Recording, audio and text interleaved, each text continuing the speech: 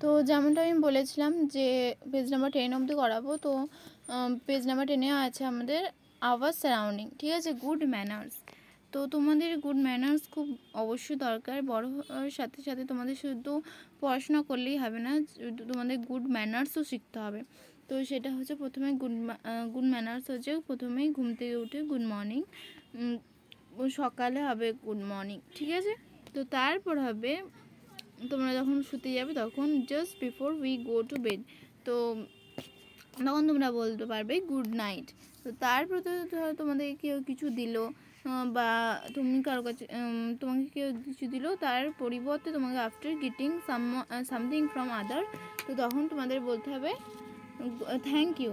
তো when you we do something wrong, যখন আমরা কোনো ভুল কাজ করি তখন বলতে হবে সরি, ঠিক আছে।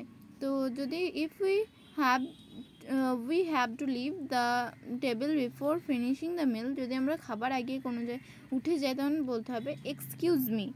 তো তারপরে হবে when we ask for something, যদি আমরা কিছুর জন্য কোনো কিছুর জন্য ডাকি তখন বলতে হবে প্লিজ। তো আশা করি তোমরা এই গুড ম্যানার্সগুলো তোমরা অবশ্যই করবে। তো দেখা হচ্ছে পরের ভিডিওতে। তো দেওয়ার জন্য থ্যাংক ইউ, বাই।